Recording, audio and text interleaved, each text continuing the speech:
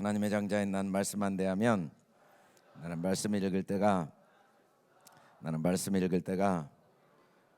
아멘 아멘. 우리 하나님 말씀 오늘은 계시록 2장 18절 말씀 우리 한 목소리로 크게 같이 읽어보겠습니다. 시작.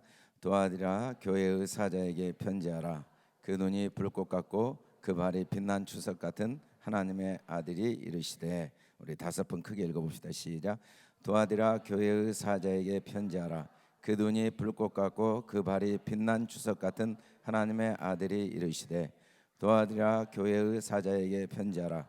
그 눈이 불꽃 같고 그 발이 빛난 주석 같은 하나님의 아들이 이르시되. 도아디라 교회의 사자에게 편지하라. 그 눈이 불꽃 같고 그 발이 빛난 주석 같은 하나님의 아들이 이르시되. 도아디라 교회의 사자에게 편지하라. 그 눈이 불꽃 같고 그 발이 빛난 주석 같은 하나님의 아들이 이르시되. 도아디라 교회의 사자에게 편지하라. 그 눈이 불꽃 같고 그 발이 빛난 주석 같은 하나님의 아들이 이르시되. 아멘. 오늘은 두아디라 교회 이 시간에 함께 살펴보고자 합니다. 아시아의 일곱 교회는 예수 그리스도를 구주로 영접한 모든 성도들을 의미한다라고 말씀드렸습니다. 첫 번째 교회는 에베소는 인내라는 뜻이라고 그랬습니다. 이 인내라는 뜻의 교회는 우리 예수님을 믿는 우리들이 하늘의 소망을 갖고 출발한 순간부터 이제 인내가 필요하죠. 예수를 믿는다는 건, 하나님의 자녀가 됐다는 건 이제 인내의 길을 걸어가기 시작한 건데, 이때 나타난 하나님의 말씀의 모습은 일곱 뼈를 붙잡고 계신 오른손으로 나타나셨습니다. 오른손. 그 오른손으로 일곱 뼈를 붙잡고 그리고 일곱 금촛대 사이를 거니신다. 오른손에 하나님이 붙잡고 계신 일곱 별은 예수 그리스도다라고 말씀드렸고, 금촛대는 우리 마음, 성소, 우리 마음이 이제 지성소로 들어가도록 돕고 계시는 게 창세기부터 계시록까지고 하나님의 역사죠. 그래서 우리 안에 거니시는 주님의 모습. 두 번째, 서머나 교회, 모리아기라는 뜻의 죽음이죠. 우리가 주님을 구주로 영접하면 주님이 우리에게 하시는 가장 중요한 일은 우리를 죽이시는 일입니다. 바울은 어느 정도 죽었냐면 날마다 죽었죠. 주님은 우리를 날마다 죽이시는 거예요. 그 죽이시는 이유는 뭐냐면, 그래야 사니까. 죽었다가 살아나는, 죽지 않고는 부활이 없습니다. 죽음이 없이는 부활이 없으니까, 죽어야 거듭나니까 매일매일 우리를 그리스도로 자라도록 죽이시는 일을, 그게 처음이죠. 처음. 말씀은 일단 우리에게 율법으로 다가오고, 그 율법이 나쁜 게 아니라 그걸 통해 우리가 죽으면서 마지막 살아나는 거죠. 그리스도로 사는 그런 부활의 능력을 덧입게 됩니다. 우리가 부활의 삶을 살게 될 때, 이 버가모 교회의 좌우에 날선 검을 가지신 이로 나오는데, 우리가 죽은 다음에 살아난 모습은, 이 버가모라는 말이 이제 높은 곳에 오르는, 살아나다, 높은 곳에 오르다, 또는 혼인의식을 하다 그러는데, 왜 그렇게 죽이셨냐면 높이 올리시려고, 살리시려고, 우리를 낮출 자가 없는 대로 높이시려고. 우리가 높아지려고 하면 낮아집니다. 그러나 하나님이 우리를 죽이실 때, 우리가 죽으면 하나님이 높이시고, 하나님이 높이신 자를 낮출 수가 없어요. 우리를 어떻게 높이시냐면 좌우에 날선 검을 가지고, 그래서 좌의 검, 율법으로 우리를 죽이고, 우의 검, 그 율법 속의 복음을 깨닫게 하시면서 우리를 살리시는 거죠. 우리를 날마다 자라게 하시고 살아나게 하시는 그 하나님의 역사. 살리신 목적이 뭔가? 처음이요 마지막이요 좋다. 살아나시니 살리신 목적이 오늘 이제 네 번째, 두아디라 교회 사자에게 편지하노라. 그 눈이 불꽃 같고, 그래서 처음에는 손으로 말씀이 나타납니다. 하나님의 말씀이 오른손으로. 두 번째는 이 처음이요 마지막 죽었다 살아나신 이로 나타나죠. 죽은 자로. 세 번째 예수님이 십자가에 죽으신 것처럼 죽은 자로.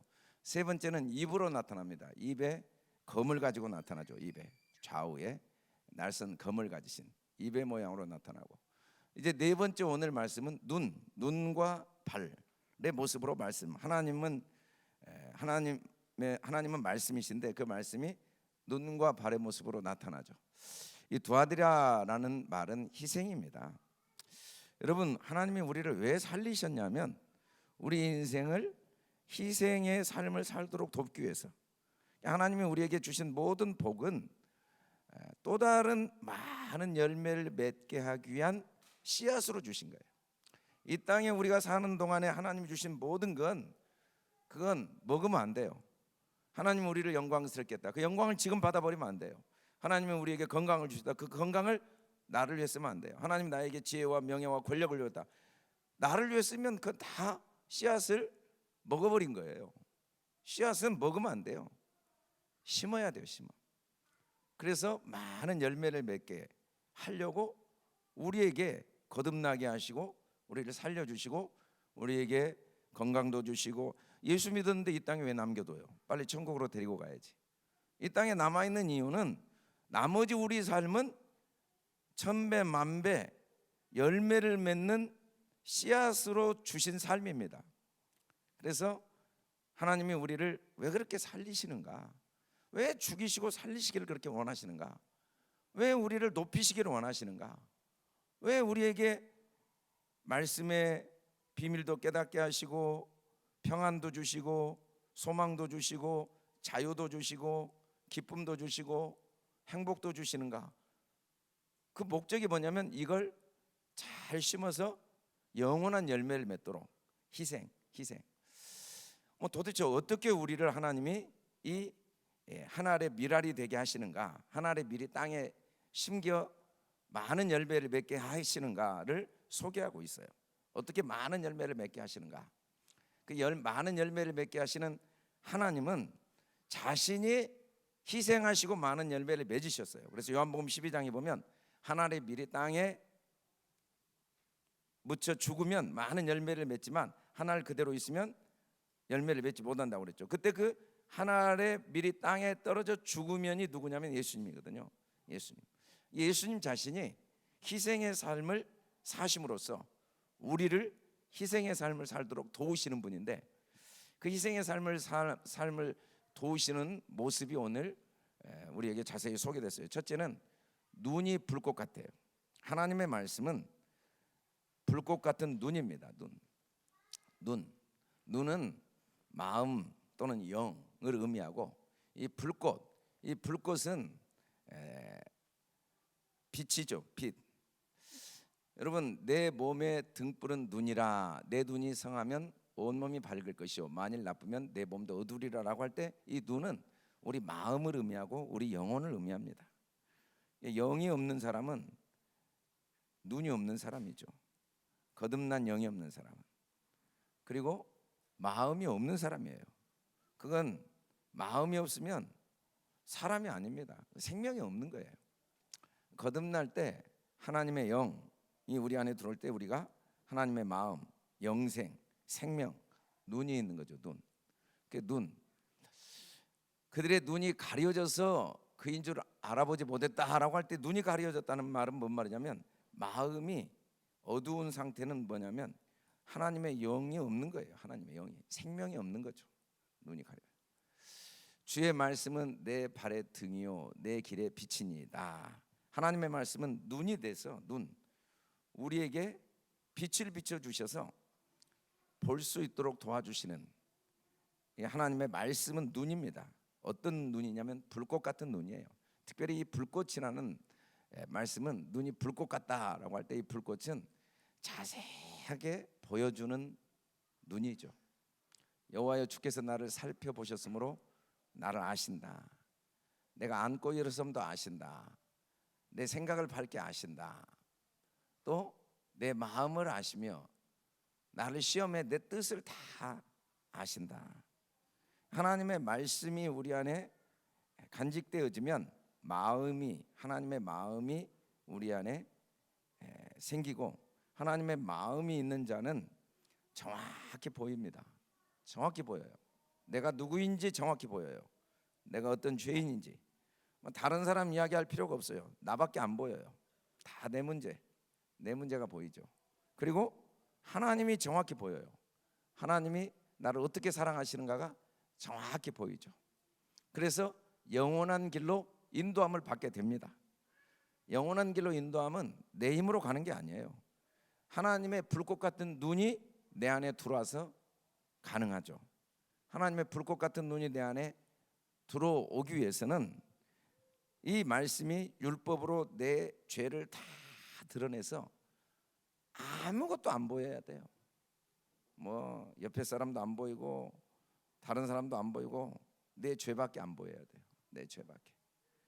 내 안에 모든 원인이 내게 있다는 게 보여야 돼요. 세상도 안 보여요.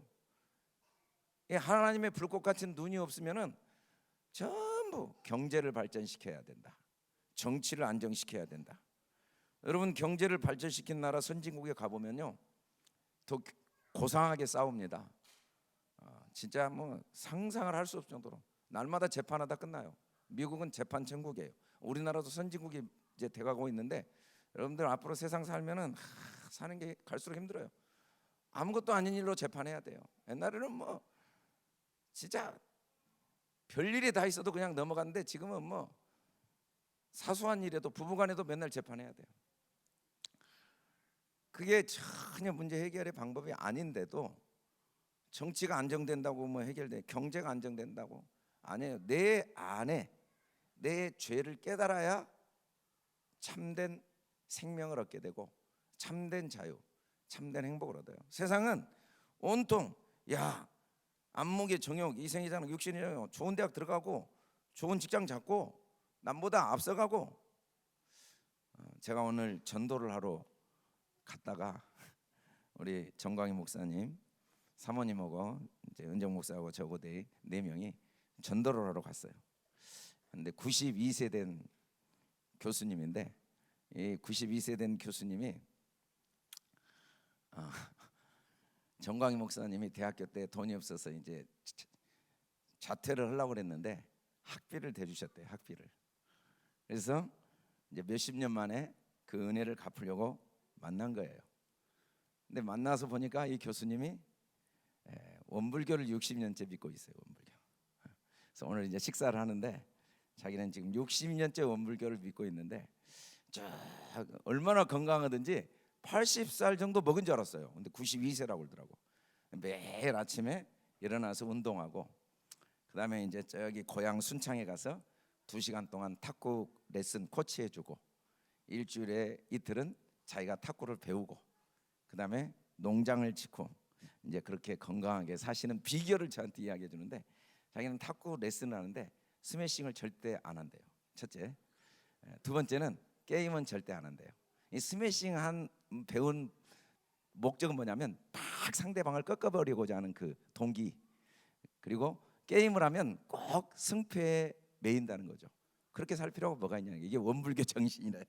전도를 할 수가 없네요. 완전 예수처럼 사니까. 정말 1시간 정도 이야기를 들었는데 한 자도 그냥 흘려보낼 글자가 없어요. 그 92세를 어떻게 살아왔는가. 근데 그분이 그렇게 산 이유가 자기가 제일 사랑하는 아들이 그 5.18 때 죽었대요. 총에 맞아서. 정말 그 똑똑한 아들이었더라고요. 그래서 그 보상금을 받은 것으로 지금 5.18 지금 40년 동안 이제 해마다 장학금을 주는 일을 지금까지 하고 있더라고. 그래서 이제 뭐 여러 가지를 이야기해요. 약도 자기 아버지가 한의사에 약도 만들어서 항상 갖고 다니면서 약 주고, 또 자기 원불교 그 80 넘은 사람이 70명인데 1년 동안 2달에 한 번씩 10명씩 식사 대접하고, 뭐 이런 자기 나이간에 하나도 자기를 위해서는 1분도 안 쓴대. 자기 삶은 오로지 자기를 위해서는 아예 생각도 안 하고 돈도 안 쓰고 마음도 뭐 자기를 위해서는 안 하는데, 내가 할 말이 있어야지. 이거 예수처럼 사는데. 근데 참 많이 배웠어요. 그 건강. 그래서 자기는, 그리고 계획이 하나도 없다고 그러더라고. 오늘 하루만 산대요. 그랬더니 이렇게 건강하대. 나 진짜 그래서 이제 하여간에 제가 간증을 했죠. 지옥불을 계속 이야기했더니 괴로워하시더라고. 안 들으려고, 어떻게든지 안 들으시려고 그러더라고. 그래서 하여간에 지옥불이 있다는 걸 잘 설명을 하고 왔는데 어쩔 수 없이 들으셨죠. 이제 왜냐하면 나도 원불교를 잘 아니까 원불교 이야기를 하면서 이제 지옥불을 이야기했더니 들으셨는데, 제가 이 그분이 자기를 너무 잘 살피는데 안타까운 건 자기 안에 생명이 있다는 건 못 보시더라고요. 이게 세상 지혜, 건강하게 사는 지혜, 이 세상에서 마음고생 안 하고 사는 지혜는 너무 잘 아시는데 윤회밖에 없어요. 시작도 없고 끝도 없어요. 그냥 그렇게 살다 좀 윤회 돌고 도는 세상이에요. 이게 영원한 길로는 못 가는 거죠. 말씀이 없으면. 하나님의 말씀이 임해 주셔야죠. 그래서 오늘 우리가 오면서 하여간에 너무 훌륭하셔가지고 예수를 안 믿을 수는 없겠더라고. 우리가 한 말이 이분이 귀에서 맴돌지 않을 수가 없겠더라고. 그냥 누구 말도 소홀히 여기시는 분이 아니어가지고 어찌됐든 눈이 불꽃 같은 말씀, 그 말씀을 통해 하나님은 우리를 철저하게 열매 맺는 인생으로 만들어 가시는 거죠. 두 번째는 그 발이 빛난 주석이라고 그랬어요. 빛난 주석, 발. 이것도 하나님 말씀입니다. 빛난 주석은 뜨거운 불에 달구어진 주석. 그래서 주석이 빛이 난다는 건 불에 완전히 높은 온도에 달구어져 버린 주석인데 연단된 말씀을 의미하죠. 디모데후서 2장 9절에 보니까 복음으로 말미암아 내가 죄인과 같이 매이는 데까지 고난을 받았으나 하나님의 말씀은 매이지 아니하니라 라고 했는데, 하나님의 말씀은 발입니다. 발. 하나님의 말씀은 계속 움직이세요. 이 발. 그 발이 우리를 찾아오시고 그 발이 우리를 이끌어 가시는 거죠. 말씀은 발이기 때문에 그 발이 우리를 찾아오셔서 그 발이 우리를 이끌어 가시는 발인데, 로마서에 보니까 아름답다도 좋은 소식을 전하는 자들의 발이요. 이렇게 복음을 간직하면 그 사람도 발이 돼요. 왜냐하면 말씀 자체가 발이니까. 말씀은 발이거든요. 근데 이 발은 어떤 발이냐면 똑같은 말씀이지만 똑같은 발이지만 연단된 주석 같은 말씀이죠. 연단된. 만물이 그 발 아래 복종하게 하시는 발. 이 주석 같은 발의 특징이 구약에 수십 번 반복해서 나오는데, 이 주석 같은 발의 특징은 심판입니다. 만물을 복종케 하는 발이에요.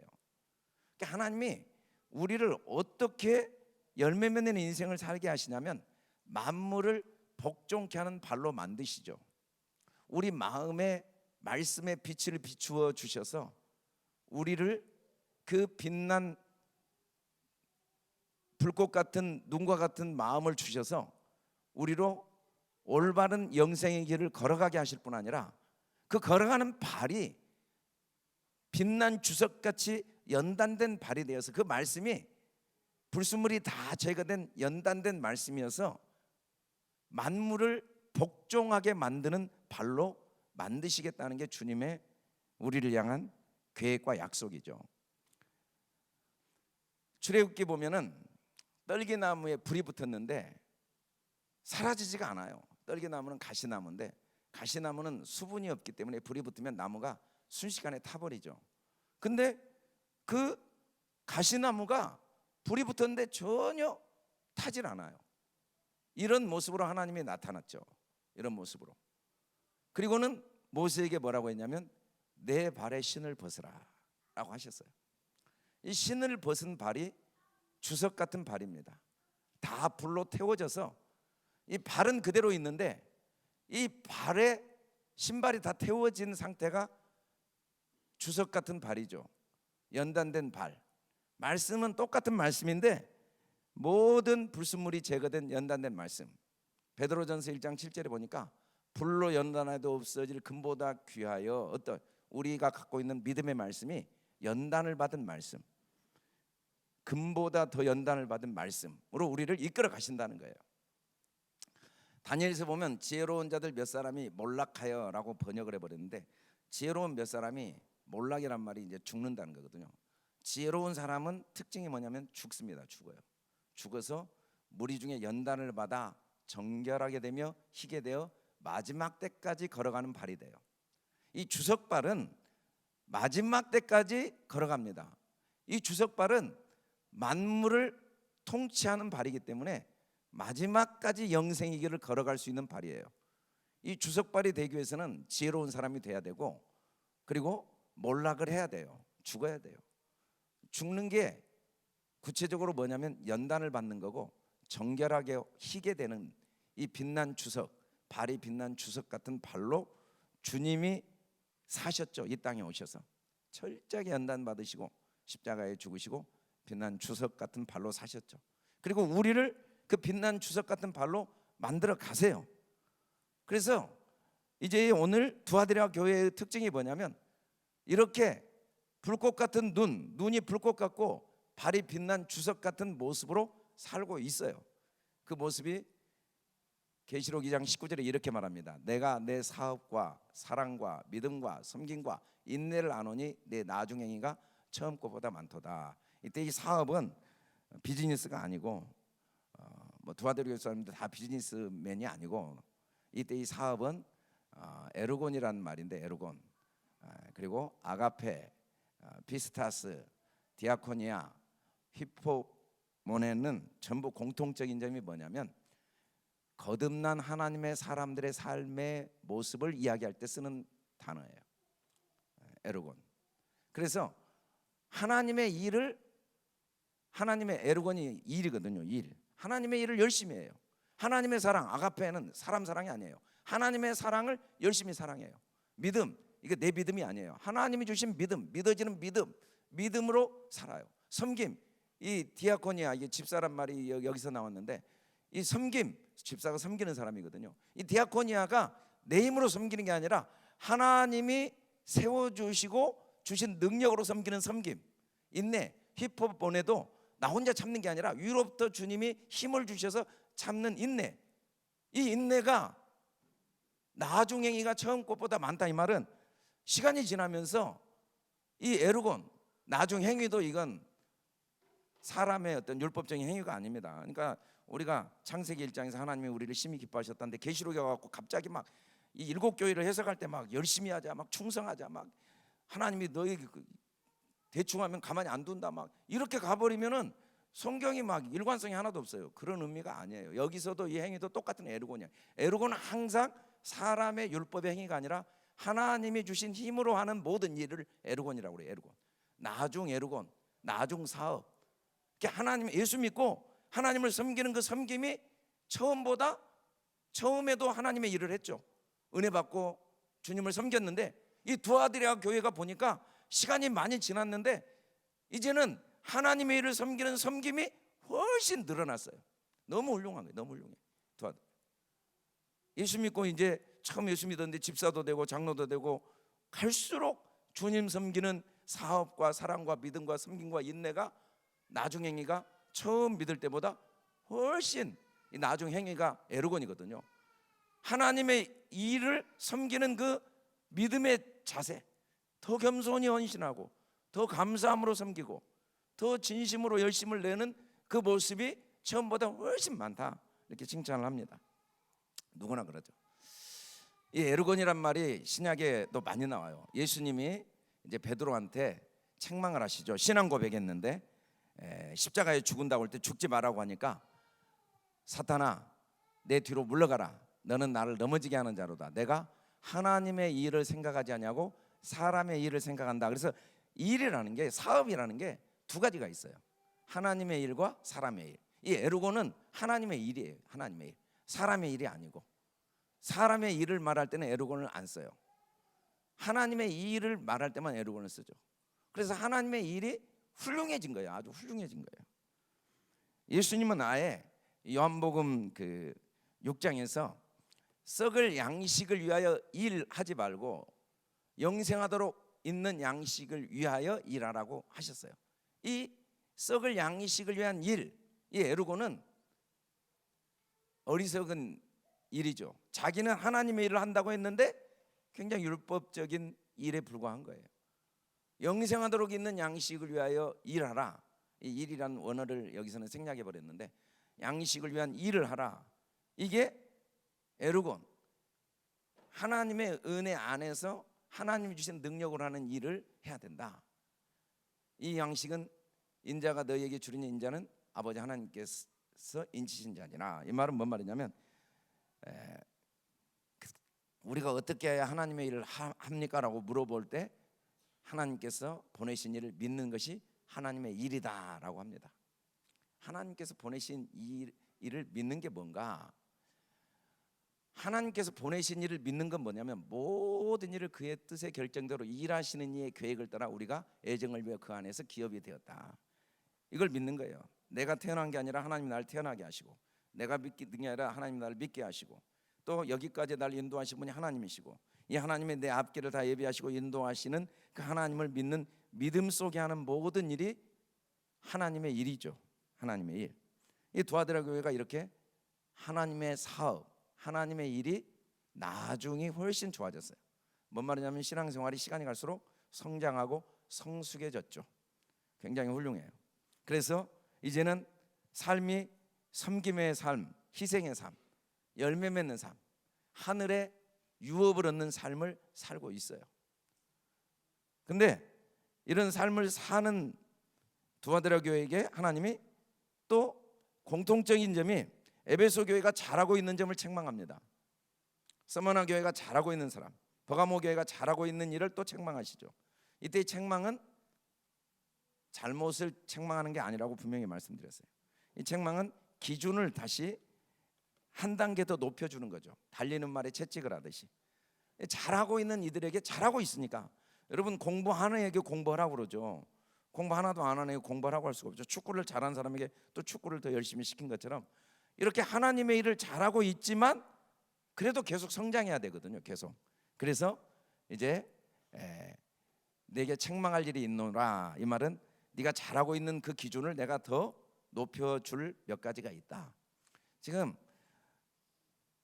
요한계시록도 복음이에요. 그러니까 복음으로 시작했다가 자꾸 도로 나중행위가 처음보다 낫다. 행위를 도로 우리의 어떤 노력이나 열심으로 가버리면 성경이 완전히 혼란스러워져요. 이 행위는 그런 행위가 아니고 하나님의 은혜에 기초한 행위를 말하고 있고, 이때 책망도 뭘 지적해 주는 게 아니라 잘하고 있는 걸 더 잘하게 기준을 높여주시는 말씀이에요. 부모가 자녀를 돕고 계시는 말씀이죠. 하나님이 갑자기 계시록에 와가지고 회초리를 들고 있는 고약한 이 앵벌이가 아니죠. 우리를 막 일 시켜 먹고 막 열심히 안 하니까 막 두드러 패고 열심히 일하도록 막 다그치는 그런 하나님이 아니라, 계시록도 여전히 똑같은 복음으로서 우리를 너무 사랑하셔서 우리 안에 일하시면서 우리가 더 훌륭한 하나님의 형상까지 자라도록 도와가시는 말씀이 이 계시록입니다. 그러니까 이 계시록 7교회를 전부 율법으로 해석하면 이제 4장부터는 완전히 공포 영화예요. 공포 영화. 막 완전히 막 불안해서 읽지를 못해요. 막 뭐 대접이 쏟아지고 막 다 그게 복음인데 복음으로 하나도 안 보여요. 막 가만히 두나 보라. 어디 가만히 조금만 잘못하면 바로 그냥 막 불 대접 쏟아가지고 다 태워버리고 막 땅 갈라버리고 막 삼켜버리고 막 죽여버리고 막 어디 뭐 터미네이터도 아니고 진짜 뭐 계시록에 막, 그러니까 이단들이 이제 이 계시록을 갖고 사람들을 딱 사로잡으면 꼼짝없이 당하는 거예요. 이 복음을 못 보니까, 복음이 안 보이니까 복음이. 근데 이 열심히 하고 있는 이들에게 한 가지 기준을 더 높여주고 싶은 게 있는데, 그게 뭐냐면 자칭 선지자라는 여자 이세벨을 용납하는 문제. 이세벨은 열왕기 하에 나온 구약의 아합 왕의 부인으로서 가장 악한 왕이죠. 시돈에서 온 이방 여자를 왕자로 그 여왕으로 삼아서. 근데 이 이세벨이란 단어가 참 재밌어요. 이 히브리어로 이세벨이 이제불인데, 이란 말은 아니다, 강한 부정이에요. 제불은 지위가 높은 것. 그러니까 자기 이름 자체가 뭐냐면 높은 곳이 아니다. 뭐냐면 가장 낮은 곳이죠. 지옥이에요, 지옥. 자기 이름이 지옥이에요. 이세벨이란 말이. 근데 이세벨은 자칭 높은 자라고 생각하는 선지자예요. 근데 이 이세벨이란 여자가 분명히 여자인 건 사실이지만 이때 선지자라는 여자 이세벨은 상징입니다.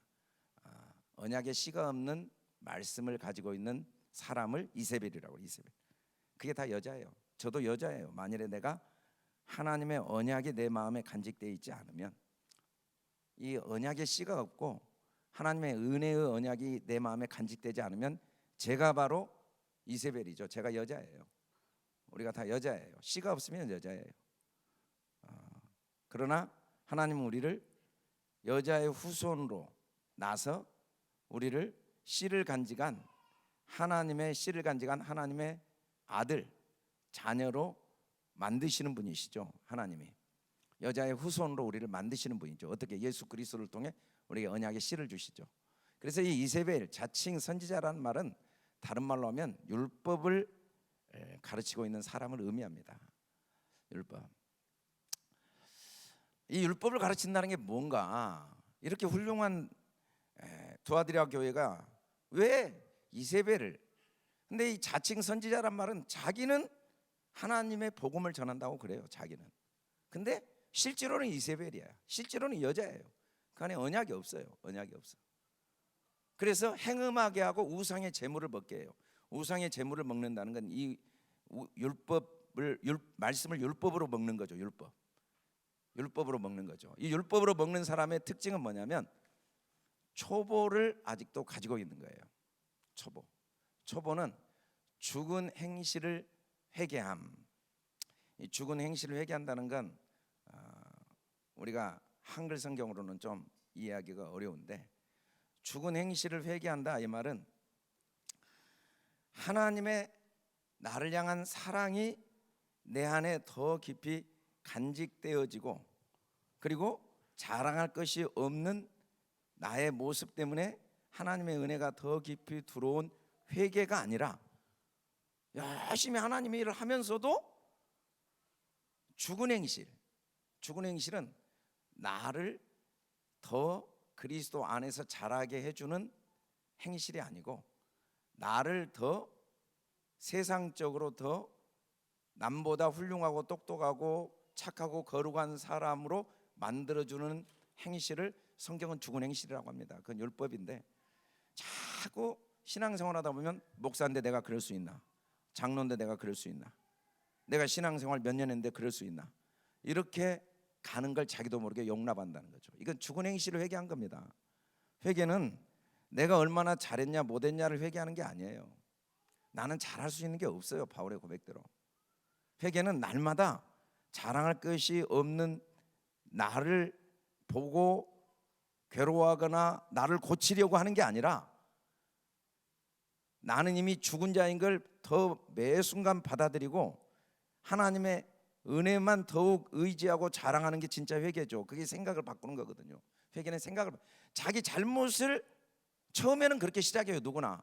내가 너무 거짓말했네, 내가 너무 이기적이고 음란하고 세상적이고 교만하고 육신적이었네, 그렇게 회개를 해요. 그러나 시간이 지나면 그런 회개는 회개가 아니에요. 그런 회개는 할 것도 없어요. 내가 쇳덩어리인데 뭐. 그런 회개가 아니라 하나님의 그 영원하신 사랑을 깨닫지 못하고 있는 내 모습을 날마다 회개해 가야 돼요. 그 크신 사랑을 아직도 우습게 보고, 내가 얼마나 훌륭한가, 내가 얼마나 잘났는가, 내가 얼마나 못났는가를 더 크게 보고 있는 이 뿌리 깊은 내 교만과 그 거짓 의의를 붙들고 있는 내 모습을 회개해 가는 게 진짜 회개죠. 근데 시간이 지나도 열심히 신앙생활하는데 결국은 자꾸 나를 고치는 일에 더 관심을 갖는 모습은 도로 초보로 돌아가는 거고, 그 안에는 묘한 이 복음이 가리워지면서 교회가 세속화됩니다. 교회 안에서 자꾸 갈등이 생기고 분쟁이 생기고 세상 방법이 들어오죠. 그래서 뭐 옳고 그름을 따지고 좋고 나쁜 걸 따지고, 여기서도 권력이 생기고 계급이 생기고 자꾸 그렇게 되어진다는 거죠. 두 번째는 하나님께 대한 신앙인데, 하나님께 대한 신앙 너무 좋은 거잖아요. 근데 이 대한이라는 말이 뭐냐면, 우리가 하나님을 우리가 믿을 수가 없어요. 우리가 하나님을 믿는 믿음을 내가 계속 간직할 수가 없어요. 근데 하나님이 믿게 하신 그 믿게 하심이 어느 날 내 것이 된 거야. 그래서 자꾸 초기에는 다 그렇게 생각하죠. 내가 믿었다고. 그러나 시간이 지나면 내가 믿은 게 아니라 나를 믿게 하신 하나님의 은혜를 깨달아야 되는데, 내가 믿었다고 생각하니까 안 믿은 사람들을 아주 너무 우습게 보고, 이단들을 막 너무 정죄하고, 불신자들을 완전히 그 유대인들이 지금도 그러죠. 유대인들이 하나님께 대한 신앙만 갖고 있거든요. 자기들이 지금 하나님을 믿었다는 그 생각. 하나님께 대한 신앙은 없어요. 하나님의 신앙만 있어요. 하나님이 믿게 하신 믿음. 그래서 우리는 내가 먼저 믿은 것을 의로 여기면 안 돼요. 은혜로 여겨야지. 믿지 않는 사람들을 나보다 부족하다고 생각하면 안 돼요. 처음에는 그럴 수 있어요. 시간이 지나면 더 자랑할 것이 없고 은혜밖에 없는, 더 감사할 것밖에 없는. 근데 이게 이세벨인데 묘하게 이걸 지금 용납하고 있는 거예요. 용납. 또 그게 교회가 이렇게 돼요. 교회가 자꾸 막 믿음을 강조하면서 막 더 사람의 의지를 강조하고, 막 또 우리끼리 막 똘똘 뭉치고 막 으쌰으쌰하고, 막 우리 구역, 막 우리 교회가 다른 교회보다 더 훌륭하고, 막 자꾸 향기교회를 자랑하고, 막 이강주 목사를 자랑하고, 막 우리 교회의 장점을 자랑하고, 자꾸 이렇게 되게 돼 있어요. 이게 다 이세벨이거든요.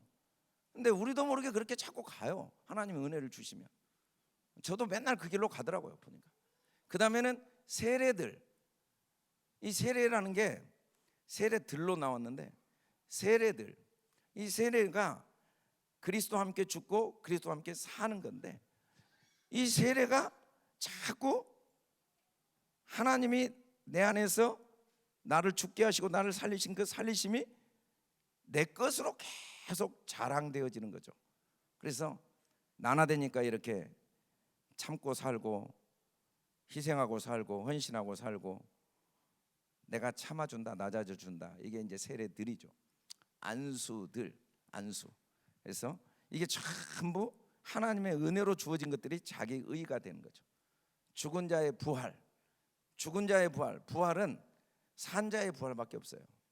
이 죽은 자의 부활은 뭐냐면 옛 성품을 다시 살려내는 거야. 내가 얼마나, 그래서 이제 신앙생활이 아내와 남편이 얼마나 안 싸운가, 직장에서 얼마나 화를 안 내나, 이게 다 좋은 겁니다. 이게 나쁘다는 게 아니라 이런 것들이 기준이 돼버리면 다시 초보로 가는 거예요. 안 싸우면 어쩌자는 거예요.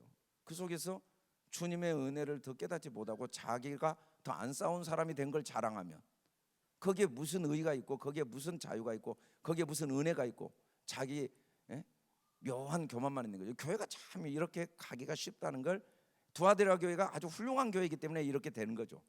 훌륭한 교회가 아니면, 신앙이 성장하고 성숙해지지 않으면 이런 문제에 안 빠져. 이런 문제 안 빠져. 그 다음에 영원한 심판에 관한 교훈의 틀을 다시 닦지 말고 완전한 대로 나가라. 심판도, 영원한 심판이라는 게 한 번 단번에 주님이 우리를 영단번에 하나님의 자녀 삼으시고, 그리고 그 다음에는 하나님의 심판이라는 게 우리에게 존재하지 않아요. 자꾸 두려워하는데 하나님은 우리 아버지예요. 하나님의 징계만 있어요. 징계, 연단만 있어요. 우리를 더 성장시키고 우리를 성숙시키기 위한. 그리고 방법이 달라요. 어린아이는요, 아무리 잘못해도 다 용서해줘요. 근데 다 큰 애가 잘못하면 하나만 잘못해도 회초리로 때려요. 그건 심판이 아니에요. 너무 인정해주고 사랑하니까. 근데 계속 심판으로 협박을 하는 거예요. 너 11조 안 하면 하나님 가면, 아니 11조에 온전한 11조를 해야지 하나님이 도와주시지. 온전한 11조가 아니라 11조 한 번도 안 할 때도 예수님이 십자가에 죽으셨는데, 자꾸 그런 식으로 심판의 기초에서 하나님은 그렇게 우리를 대하시지 않아요. 우리 스스로 깨닫고 우리를 도우시는 그 도우심의 방법이 1대1이고 인격적이고, 그리고 우리를 연단하시고 우리를 사랑 안에서 소망 안에서 자녀로서 징계하실 뿐이죠. 우리를 미워하시거나 어떤 사람이 그러더라고. 하나님을 너무 슬프시게 해서 힘들다고. 제가 그랬어요. 하나님은 당신 때문에 슬퍼할 시간이 없다고. 자식 한번 키워봐라고. 마음 아플 때도 있지만 그래도 당신이 항상 자랑스럽고 기쁘다고. 하나님은 우리를 기쁨을 이기지 못해요. 우리가 잘못하면 마음 아프죠. 그건 슬픔과 관계가 없어요. 부모는 자식이 잘못한다고 뭐 아이고 내가 너를 왜 낳았냐 그런 사람 하나도 없어요. 아이고 차라리 그냥 고아원에 보내버리고 고아원에서 다른 놈을 데려다 기르는 게 낫겠다 뭐 그런 사람은 없다고요. 부모는. 어찌됐든 좀 어렵지만 이런 것들이 이세벨을 용납하는 거예요. 이세벨을 용납. 그래서 또 내가 그에게 회개할 기회를 주었으되 자기의 음행을 회개하고자 아니하는도다. 이 회개의 기회란 말이 헬라어로 크로노스인데 뭐 여러분들이 이제 이 단어는 그래도 알고 있으면 좋아요. 크로노스와 카이로스. 크로노스는 그냥 달력 시간이에요. 24시간 하루 1년 365 이거 시간이에요. 시간이 그냥 흘러가는 걸 크로노스라고 그래요. 크로노스 물리적인 시간, 연대 시간. 카이로스는 그런 물리적인 시간이 아니라 그 시간 속에 부여된 의미들, 사건 속에 부여된 어떤 의미나 가치들을 카이로스라고 합니다. 그래요. 어떤 사람은 1년을 살았는데 카이로스가 하나도 없는 사람이 있어요. 뭐라고 살았는지 몰라. 그냥 아침에 일어나서 밥 먹고 일어나 학교 가고 저녁에 자고 아무 생각 없이 살았어요.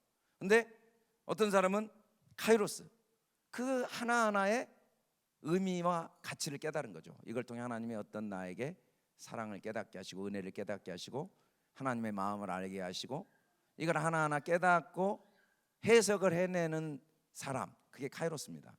하나님은 우리에게 아직 크로노스라는 시간을 주신 이유가 뭐냐면 그게 다 카이로스가 되도록 하기 위해서. 우리는 하나도 버릴 게 없어요. 감옥에 갔건 실패했건 내가 연약했건 범죄했건 그 모든 게 다 카이로스로 해석할 수 있도록 하나님이 우리에게 크로노스라는 시간을 주셨어요. 기회. 우리가 숨 쉬는 모든 것에는 하나님의 선하시고 기뻐하시고 온전하신 뜻이 있다는 거죠. 이게 회개입니다. 회개는 뭐냐면 내가 거짓말한 거 회개하고 이런 수준은 회개가 아니에요. 내게 주어진 시간 속에 어떤 하나님의 선한 뜻이 있는가를 깨닫지 못하고 자학하고 염려하고 걱정하고 낙심하고 교만하고 그렇게 산 것들을 돌이키는 게 회개예요. 모든 것에 하나님의 사랑과 선하심과 그 소망과 선하신 뜻이 깨달아지는 게 회개. 그게 마음을 바꾸는 거거든요. 그걸 회개하지 않는 건 음행입니다. 음행. 자기의 음행을 회개하고자 아니한다. 근데 이 음행이 간음이고 우상숭배고 우상의 재물을 먹는 거고 선악과를 먹는 거예요. 이게 음행. 이 선악과는 뭐냐면 맨날 좋고 나쁜 거 옳고 그름만 따지고 있어요. 돈 좀 생기면 좋아하고 돈 없으면 싫어하고 내 마음대로 되면 좋아하고 내 마음대로 안 돼. 근데 회개한 사람은 돈이 있어도 그 속에 하나님께 감사하고 없어도 감사하고 일이 뜻대로 돼도 감사하고 뜻대로 안 돼도 감사하고 그 속에 어떤 하나님의 선한 뜻이 있는가가 계속 발견되어지고 감사하고 기쁘고 소망이 생기는 사람이 회개하는 사람이죠. 근데 그러지 않는 사람은 선악과를 계속 먹고 있는 사람이에요. 우상, 간음하고 있는 거죠. 하나님의 말씀을 겉만 먹고 수박 겉만 먹고 있는 거예요. 율법으로 먹고 있는 거죠. 생명으로 먹고 있질 않아요. 이 생명이 내 안에 자라지 않은 거죠. 이 모든 시간들은 회개의 기회로 주셨는데 오늘 뭐라고 이야기하냐면 회개하지 아니하는도다. 하지 아니하는도다. 하다가 델로입니다. 하다. 그리고 아니하는도다가 우라는 헬라어를 썼어요. 이 절대 부정사인데 이 말은 뭔 말이냐면 너희들은 영원히 스스로는 회개를 할 수가 없다라고 딱 규정을 짓고 있어요. 근데 또 이 말씀을 하나님 우리 보고 회개하라고 그랬어라고 또 해석하면은 그러면 다시 또 복음은 어디로 가는지 또 내가 해야 돼. 내가 이 신앙이 참 어떤 성경을 읽어도 복음으로 보여지는 사람이 있고 어떤 걸 읽어도 율법으로 도로 보여지는 거예요. 이 말을 또 그렇게 기회를 줬으니까 지금 회개해야 됩니다. 이렇게 읽은 사람들이 있는데 하나님이 하신 말씀이 뭐냐면 기회를 줬는데 너희가 회개를 절대 할 수 없는 사람들이다. 회개 못해요. 우리는 회개 못해요. 아예 로마서에 보니까 육신의 생각 하나님과 원수가 되나니 이는 하나님의 법에 굴복하지 아니할 뿐 아니라 할 수도 없어요. 우리 회개한 적 없어요. 우리가 회개를 했다고 자랑하고 뭐 여러분 회개하세요, 나는 회개했으니까, 그거 다 잘못된 표현이에요. 육신에 있는 자는 하나님을 기쁘시게 할 수 없어요. 그 말이에요. 없어. 회개는 누가 했냐? 하나님이 회개하게 하신 거예요. 하나님의 복음으로 내 안에 들어오셔서 그 말씀이 나를 깨닫게 하시고 회개케 하신 분이 하나님이시죠. 우리는 못해요. 우리는 절대 못해. 우리가 이제 성장해야 됩니다. 우리는 성장 못해요. 기도 많이 한다고 성장 안 돼요. 말씀 많이 읽는다고, 신앙 연륜이 성장한다고 우리 성장 못해요. 우리가 지금까지 성장해왔다면 하나님은 은혜예요. 앞으로 이제 하나님이 성장케 하시니까 내 힘으로 성장해 보려고 우리 교회 으쌰으쌰 뭐 성경 공부하면서 우리 특별 기도하면서 성장 못해요. 성경 공부 왜 하냐면 더 죽으려고 하는 거예요. 특별 기도 왜 하냐면 더 죽으려고 하는 거예요. 우리가 뭐 한번 40일 작전 기도에서 성장해 보자. 우리가 열심히 하면 하나님이 도와준다. 절대로 우리 교만만 더해져요. 이세벨의 자칭 선지자의 이세벨의 그 교훈만 더 받아들이게 돼요. 우리는 왜 특별 새벽 기도 하는가? 왜 이렇게 감사 기도를 하는가? 더 죽으려고, 말씀을 통해 더 내가 할 수 있는 게 없다는 걸 깨달으려고. 내가 지금까지 하나님의 은혜로 이렇게 성장해 왔는데 어느 날 내가 했다고 착각하는 이 착각이 말씀을 통해 다시 깨지고, 기회가 주어졌지만 너희들은 절대 못한다. 절대 못해. 그래서 하나님이 우리를 어떻게 도와주시냐면 우리를 침상에 던진다. 볼지어다 내가 그를, 이 두아드라 교회 주님을 열심히 섬기는 사람들 침상에 던져줍니다. 침상에 던지고 큰 환란에 던져요. 이 침상이 뭐냐면, 원어를 보면 이 클리네가 잠 또는 병, 침대인데 모든 걸 죄 아래 가두어 버리는 상태. 믿음으로 말미암은 약속을 믿는 믿음을 주시기 위해서 우리를 더 열심히 할수록 나를 더 내 안에 그 큰 죄를 깨닫게 하고 내 속에 끊임없이 나도 모르게 도사리고 있는 그 교만과 거짓과 그 독사의 독과 이리와 그 뱀과 이런 것들을 계속 보게 도와주는 게 이제 주님이 우리에게 주신 은혜죠. 이게 침상에 던지는 겁니다. 그리고 주님이 또 큰 환난에 우리를 던져주시죠. 하나님의 도우심이 꼭 필요한 상태로. 그러므로 내가 그리스도를 위하여 약한 것들과 능력과 궁핍과 박해와 곤고를 기뻐하노니 이는 내가 약한 그때 강함이라. 그래서 그냥 아무것도 할 수 없다는 걸 계속 깨닫게 하시고, 그래서 주님 한 분만 의지하는 그 능력으로, 그래서 내가 부족한 것도 아무 문제가 안 되고 내가 잘한 것도 아무 문제가 안 돼요. 어차피 내 안에 주님이 다 하셔야 되니까. 이렇게 도와줄 뿐 아니라 내가 사망으로 그의 자녀를 죽이리니 사망으로 그의 자녀를 죽여주십니다. 이 사망이 뭡니까? 다나토스는 똑같은 의미로만 쓰여요. 무트, 헬라어의 무트, 다나토스 똑같은 의미인데 진리에 의한 죽음을 말할 때만 쓰는 단어입니다. 죽여주신다 이 말은 뭔 말이냐면 말씀을 통해 내가 얼마나 죄인가를 계속 깨닫게 해주시는 것이 죽여주시는 거죠. 사망으로 그의 자녀를 죽이리니 부활을 위한 죽음을 계속 죽게 하시는 거죠. 바울이 신앙생활을 열심히 할수록 살 소망이 끊어져요. 살 소망이 끊어지는 이유는 뭔가? 이를 통해서 하나님이 바울에게 하나님께만 소망이 있고 그 풍성한 소망 안에 어떤 것에도 영향을 받지 않는 소망을 붙들도록 도와주시기 위해서. 하나님이 도와주시지 않으면 우리가 이렇게 안 되죠. 너희는 그를 죽은 자 가운데 살리시고 영광을 주신 하나님을 그리스도로 말미암아 믿는 자니 너희 믿음과 소망이 하나님께 있도록 하나님이 우리를 사망으로 던져주시죠. 우리는 하나님이 이렇게 안 도와주시면 또 금방 땅에 소망을 두거든요. 그리고 그래서 모든 교회, 이 두아드라 교회 우리 성도들은 나는 사람의 뜻과 마음을 살피는 자인 줄을 알아야 돼요. 내 마음의 뜻과 내 뜻과 마음을 살핀다라는 원어가 레인즈 하트, 지난번에 한번 이 장부란 원어인데 내 장부를 다 살피신다 이 말은 정확히 말하면 하나님과 내가 하나라는 걸 알아라 그 말이에요. 내 속을 다 살핀다는 건 뭐냐면 내 속에 하나님이 주인이고 내가 하나님과 하나라는 걸 알아라.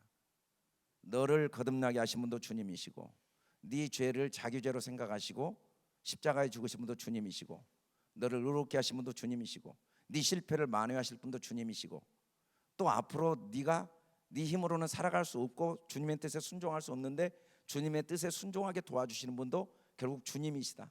주님이 다 하신다. 주님이 다 하신다. 이게 모든 교회가 나는 사람의 뜻과 마음을 살피는 자유를 알아라는 의미거든요. 그게 어떻게 알아지냐면 하나님이 우리를 그냥 막 이 침상에 던져버리시고 큰 환난 가운데 던져버리시고 사망으로 우리를 죽이시는 그 과정들을 통해서 내가 죽고 내 안에 주님이 사시는 은혜를 체험하게 되죠. 그래서 이제 열매를 드디어 풍성한 한 알에 미리 죽어서 많은 열매를 맺게 됩니다. 많은 열매. 그가 내 안에 내가 그 안에 가면 사람이 열매를 많이 맺나니 많이. 그래서 우리가 할 일은 뭐냐면 하나님의 은혜와 사랑을 매일 찾아내고 그걸 간직하고 그걸 입으로 읊조리면 하나님이 우리 안에 간직되어지시고 우리가 하나님 안에 들어가면서 저절로 열매를 맺는 거예요. 신앙은 저절로 열매를 맺는 거지 우리 힘으로 열매를 맺는 게 아닙니다. 우리 힘으로는 맺을 수가 없어요. 절대로. 결론적으로 주님이 각 사람의 행위대로 갚아주리라 라고 말합니다. 그러니까 또 이것은 복음인데 야 네가 잘해야 하나님이 도와줘. 네가 그따위로면 하나님이 도와줄 것 같아. 갑자기 또 하나님이 이제 뭐 이 총 들고 이제 그 강제 수용소에서 이렇게 일 잘하는 사람 도와주고 안 하는 사람 총으로 쏘는 하나님으로 갑자기 또 여기서 바뀌어요. 이게 바뀌면 안 돼. 여기서 또 바뀌면 안 돼. 이 각 사람의 행위대로 갚아준다. 이 말이 뭔 말이냐면 하나님은 우리의 헤아림으로 헤아려 주시는 하나님의 사랑을 설명하고 있어요. 여러분 내가 아직도 율법적이면 하나님은 율법 안에 있도록 도와주세요. 고통을 당하게 두세요. 그 고통을 통해 깨닫도록. 내가 아직도 육신적인데 하나님은 나를 사랑하시는데 그냥 육신적인 그 고통을 제하여 주시지 않아요. 그게 각자의 행위대로 갚아주신단 말이지. 그래서 하나님은 우리를 반드시 유익이 되도록 사랑하세요. 여러분 지나가다가 담배 피고 싸우고 그리고 뭐 욕하고 그런 애들을 보고 뭐라고 하는 사람 아무도 없어요. 그냥 지나가요. 참 누구 집 자식인지 참 못된 놈이네 하고 지나갑니다. 근데 내 아들이 그래 보세요. 가만히 있겠어요? 너 이리 와봐. 너 죽고 나 죽자. 이거 뭐냐? 두드러 패줘. 그게 뭐예요? 행위대로 갚아준 거예요. 왜? 내 아들이니까. 잘못했는데 잘못한 걸 지적 안 하면 내 아버지가 아니죠. 남의 아버지죠. 그런 의미, 이게 사랑이에요. 하나님의 포기할 수 없는 사랑. 그래서 어느 정도 행위대로 갚았는가? 우리가 죄를 질 때 자기가 대신 십자가에 죽기까지 행위대로 갚으신 분이에요. 죄값을 다 피 한 방울까지 지불하기까지 갚으신 분이에요. 그래서 우리가 아직도 성경을 율법적으로 읽는 사람은 율법의 고통에 있게 두십니다. 그걸 통해 복음을 깨달아야 되니까. 그래서 갈등하고 알 수 없는 막 분쟁과 원망과 불평에 시달리게 두시는 거예요. 저도 옛날에는 그런 사람을 내가 고치려고 해야 되는 줄 알았어, 목회가. 근데 어느 날 하나님이 야, 내가 그렇게 뒀는데 네가 왜 내 일을 방해하냐. 다 그 알아서 하나님이 그 과정을 통해 각 사람을 돕고 계시는데 그걸 알고 나니까 목회가 진짜 편하더라고요. 아, 나는 내 일만 열심히 하면 되고 하나님이 다 알아서 하시는구나. 그 과정이 불행한 과정도 아니고 슬픈 과정도 아니고 억울한 과정도 아니고 하나님의 사랑 속에 다 진행되고 있구나. 그래서 하나님은 우리를 어떤 사랑으로 사랑하냐면 있는 자는 더 받아 풍족하게 하세요. 복음 안에 있는 사람은 더 복음을 풍성히 누려도 돼요. 그 복음이 계속 그의 삶에 유익이 되니까. 율법 안에 있는 사람은 계속 율법 안에 있게 두셔야 돼요. 그래야 그가 결국은 복음으로 돌아오니까. 그게 다 그러죠. 우리가 돈을 지가 잘 쓸 줄 아는 사람은 돈을 마음대로 줘도 돼요. 여담인데 우리 아들이 이제 이번에 필리핀 가가지고 뭐 이런저런 이야기를 하더라고요. 뭐 결혼에 대한 이야기를 해서 이제 제 아내랑 나는 엄마 아빠는 네가 원하는 대로 다 하기를 원한다 그랬더니 갑자기 벙 찐 거예요. 왜냐하면 25년 동안 결혼은 아빠 엄마 뜻대로 순종해야 된다고 가르쳤는데 갑자기 네가 원하는 대로 다 하기를 원한다 그랬더니 벙 찐 거예요. 왜? 너는 이제 제가 여러 번 몇 가지 이제 방향을 줬는데 다 순종하더라고요. 그래서 너는 이제 더 이상 내가 훈련시킬 필요가 없어. 너는 그냥 하나님의 뜻에 순종하려고 모든 게 준비가 됐으니까 네가 뭘 해도 아빠는 그냥 믿어. 그러죠. 그런 애에게는 돈을 더 주죠. 잘 쓰니까. 왜 부모들이 돈 안 주려고 그래요? 그럼 주면 담배 피고 게임하고 나쁜 짓 하니까 못 주는 거야. 근데 잘하면 없는 것도 주고 싶은 게 없는 것도 난 안 쓰고 복음 안에 있으면 더 풍성한 복음을 줘도 괜찮아요. 그 복음을 복음으로 쓰니까 그거 갖고 자기 자랑하거나 그거 갖고 남을 정죄하거나 그러지 않으니까. 근데 율법 아래 있는 사람은 계속 율법 아래 있게 두셔야 돼요. 그래야 깨달으니까. 그 사람한테 복음을 줘버리면 자기가 누구인지를 모르고 있는 거예요. 자기가 얼마나 지금 교만과 어리석음과 자기 의 속에서 그 썩어질 양식을 위해 일하고 있는지를 깨닫지를 못해요. 그래서 어쩔 수 없이 하나님이 사랑하시니까 율법 안에 있는 사람 율법 안에 둔다는 말이 각 사람의 행위대로 갚아주는 거죠. 그래서 막 원망하고 불평한 사람은 계속 그런 게 보이도록 두시는 거야. 그래서 계속 시달리게 두시는 거예요. 그래야 그 사람이 깨닫고 자기가 누구인지를 깨닫고 너무 괴로우니까 돌아오거든요. 이건 사랑이지 심판이 아니에요. 부모가 자녀를 기르는 지혜죠. 어쩔 수가 없어요. 아직도 자기 구실을 못하면 날마다 하나하나 챙겨야 돼.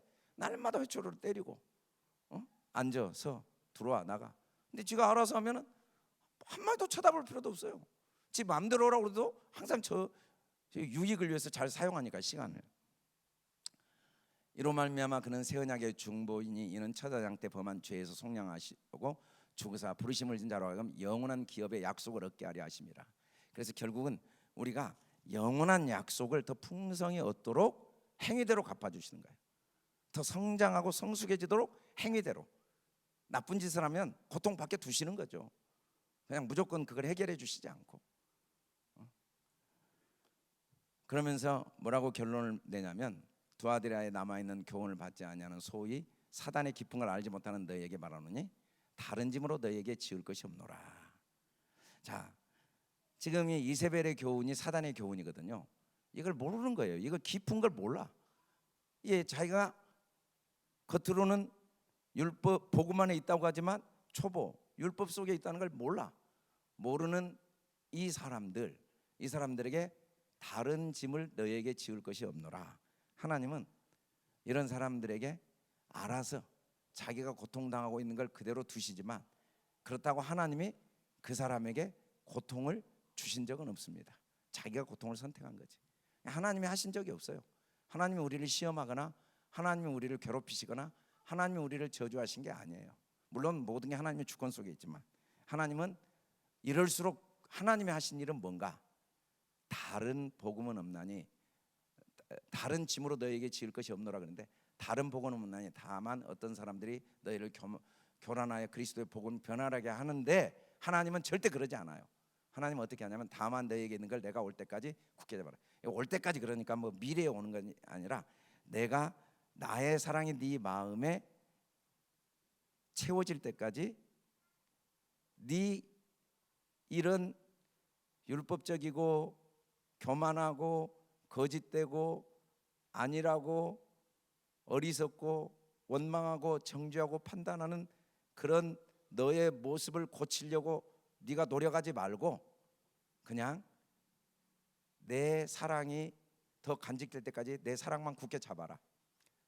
나는 너를 돕기 위해서 너에게 다른 인위적인 방법을 쓰지 않고 더 많은 복음을 끊임없이 줄 뿐이다. 그게 주님입니다. 끝까지 사랑해요. 주님은 끝까지 우리를 사랑하시는 복음으로 오죠. 복음으로. 그러므로 우리에게 큰 대제사장이 계시니 승천하시니 곧 하나님의 예수 그리스도를 믿는 도리를 더 굳게 잡아. 여러분들 신앙생활하다가 또 실패하죠. 그러면 해결 방법 없어요. 그냥 주님 복음을 다시 붙잡는 것 외에는 없습니다. 여러분 행위를 고치려고 할수록 안 고쳐져요. 여러분이 담배 끊으려고 할수록 담배 더 피게 돼요. 그냥 더 주님의 은혜를 붙잡는 것 외에는 없어요. 여러분이 이기적인 사람이 안 되려고 할수록 더 이기적이 되고 교만하지 않으려고 할수록 더 교만해지고 여러분들이 주님 앞에 더 이기적이지 않는 사람이 되려고 할수록 더 이기적이 되게 돼 있어요. 여러분 스스로가 뭔가를 고치려고 할수록 더 그런 함정에 빠져요. 주님은 우리에게 뭘 하냐면 어차피 처음부터 은혜로 시작했으니까 끝까지 네가 해결하는 방법은 복음을 계속 붙잡는 것 방법 외에는 없다. 계속 복음을 붙잡아라. 그럼 이세벨 문제를 어떻게 해결하냐? 이 사단의 깊은 걸 깨닫지 못하는 걸 어떻게 해결하냐? 더 복음을 이야기하는 방법밖에 없어요. 저도 우리 교회를 어떻게 훌륭한 교회로 만들 것인가? 제가 여러분들 하나하나 자 이렇게 하세요 이렇게 그런다고 되는 게 아니에요. 제가 매일 더 복음을 자세히 반복해서 정확히 말하는 것 외에는 해결 방법이 없어요. 다른 복음 없어요. 지금까지 우리가 아무 하나님의 원수 되었을 때 예수 믿고 구원받았어요. 구원받은다면 내 노력으로 믿음이 성장해요? 아니요. 믿음으로 하나님의 은혜로 구원받았으면 그 믿음도 믿음으로밖에 자라지 못해요. 우리가 끝까지 오직 믿는 도리 끝까지 어떤 경우에도 은혜를 끝까지 발견하고 은혜를 붙들고 은혜를 이야기하는 것 외에는 남편과 아내의 문제 해결 안 됩니다. 자, 우리 좀 우리가 예수 믿는 사람으로서 한번 이야기 좀 해봅시다. 이건 아니잖아. 이야기한다고 해결되면 이 세상의 문제 다 해결됐어요. 왜냐하면 그런 이야기하는데 우리가 도사들이거든요.